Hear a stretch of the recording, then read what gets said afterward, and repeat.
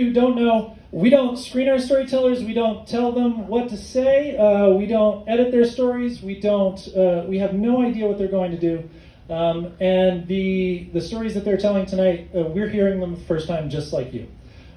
So we're going to start off with a first-time storyteller. Very excited. She's been coming to the show for about a year, but this is her first time being here. She's from Denver. And she is recently divorced and going through a midlife crisis and absolutely loving it. So everyone, please welcome Brooke Delgado.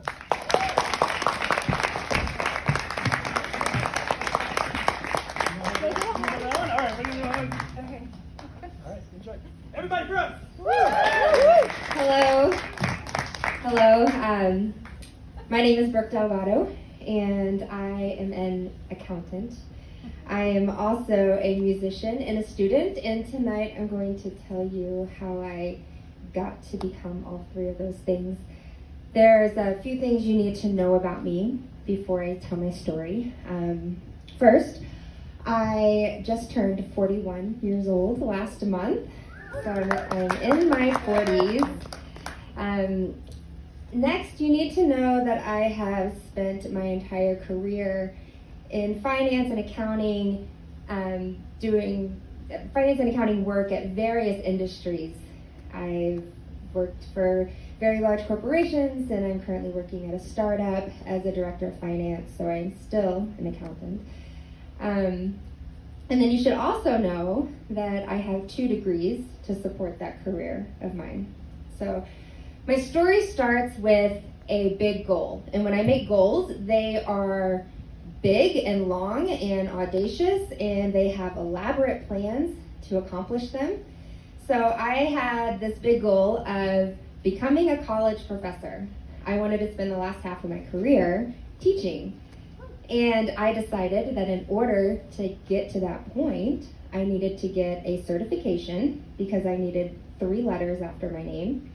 I was going to take a certificate program through Harvard online in the degree program that I wanted to eventually study, and then I was going to apply for PhD programs and study that, and it was going to be organizational behavior, and that's more or less the study of corporate America, it's like the sociology behind corporate America. And then I was going to be a teacher, and it just boom, boom, boom, do these things, and then I'll be a teacher. So I started head first into the first one. I needed a certification. Most accountants have a CPA certification, and those are the people that do your taxes and do the audits. I am neither a tax accountant nor an auditor, so I went a different route. I was going to be a CMA, which is a certified management accountant. That is 2 less tests than a CPA. So I thought that would be easier. I decided back in 2019 that I was going to do the certification. So I started studying.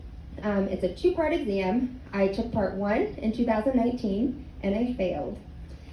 Because I am ambitious and I don't give up on myself, I got right back on that horse and I started studying for part 1 again. And in 2020 I took part 1 and I passed. So I was very excited and rejuvenated for this goal. I was on my way. And then 2021, I studied and I took part 2 and I failed. I wasn't super surprised. Standardized tests have always been a struggle for me. I have trouble focusing on something and remembering what I studied. I do best by doing, so watching videos and reading a book and then taking a 4-hour exam was very challenging for me. I was very well prepared to take part 2 a second time because that's what happened with part 1. Only my life was very different when I failed part 2. My marriage was dissolving. I was selling a house. I was changing jobs. I was about to live alone for the first time in 10 years. And there were a lot of moving parts, and I decided that's not the right time mentally and emotionally for me to be studying for this test. I need to take some time for myself.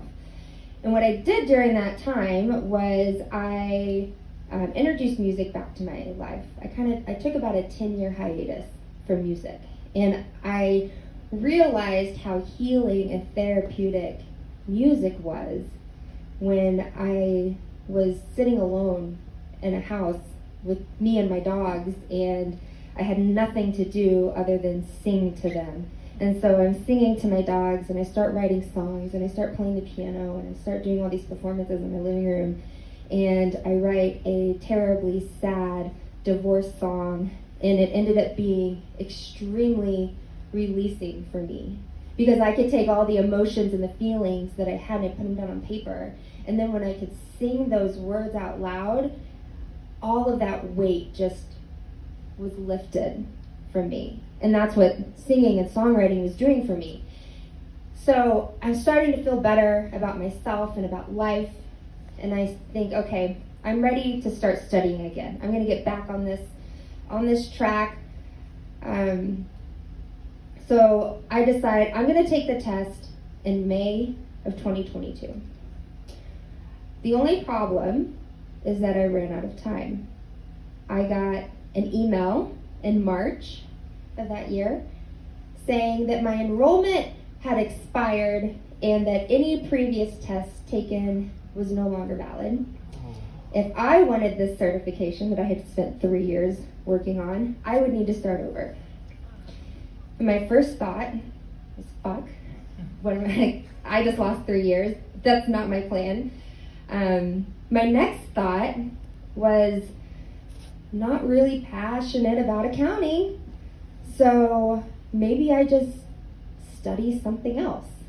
And that night I took stock of my life, and I looked back the last 10 years that I had been in my relationship for 10 years, and I looked back and I'm like, what was missing from my life?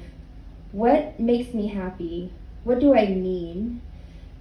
And I realized music was something that was always there. I didn't sing the last 10 years.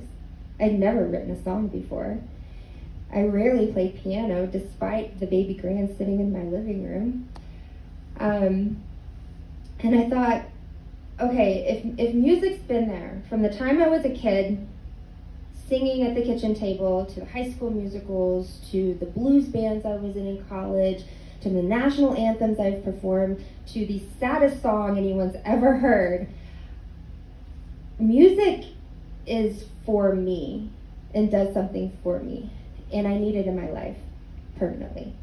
So I decided I'm going to study music, and I start looking at degree programs. The same night I got that email from the certification organization, I start looking at other degree programs, and I found a bachelor's degree in singer-songwriting at CU Denver.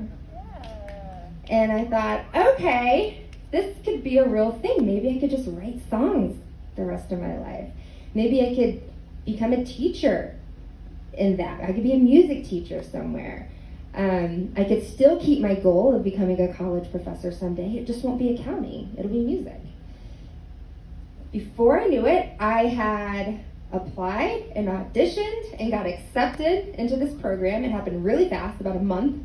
Then I had to talk to my job because girls got a mortgage. I am not quitting my job. And I am so fortunate to work for a company that cares about the employee as an individual and not just as an employee. And they said, do what you need to do to make you happy. As long as you get your work done, we will support you.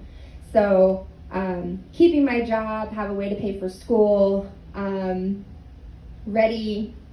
I walk onto campus, sitting in my classes, and I realized very quickly that I am old enough to be the mother of all of the students in the classroom. I had entered a first semester freshman program, and the kids that I was alongside were freshly out of high school. The average age was about 18, some 19. There were a handful of people that had come back later in life, but no one in their 40s. I spent a few months, my first couple of months, that first semester, having severe imposter syndrome. And sitting in class thinking, what am I doing here? Who do I think I am to be sitting in these classes with 18-year-old kids? And what the hell am I going to do with a music degree? What's my plan? I've never not had a plan. And I realized that I have a huge advantage over everybody else that I'm going to school with, and that is my age and it is my experience, because I've already figured out that it doesn't matter. Nothing matters. It doesn't matter what other people think of you. It doesn't matter how they look at you. It doesn't matter their thoughts or their opinions. What only matters is how I feel about myself. And I have so much more control than I'll ever know of how I feel about myself. And I prove that to myself every day.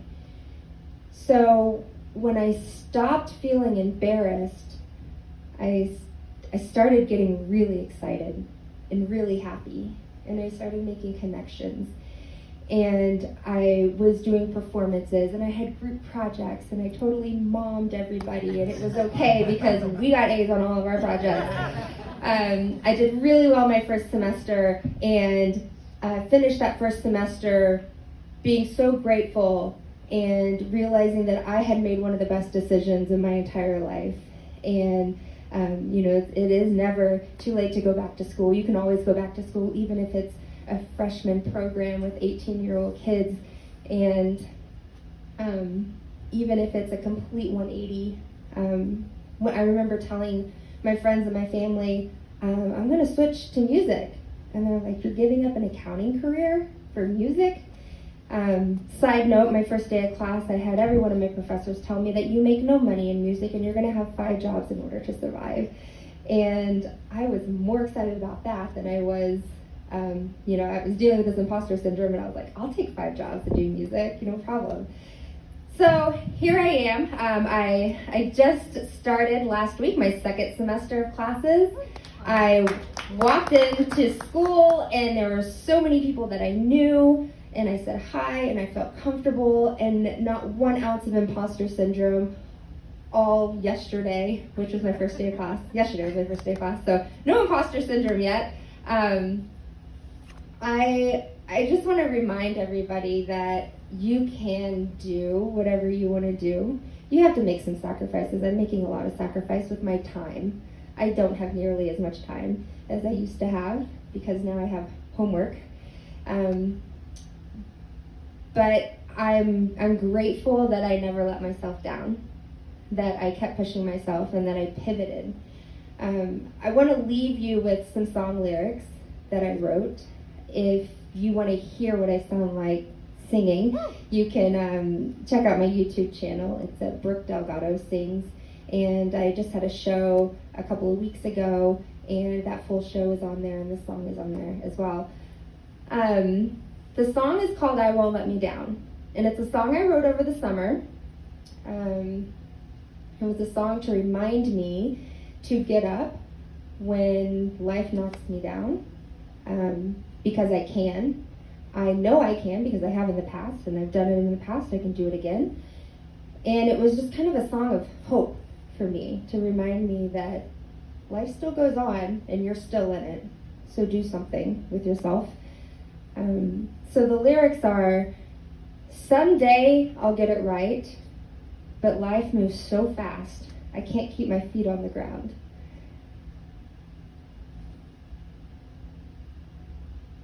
I guess I'll give it one more try, because the sun keeps on rising and I won't let me down. Thank you.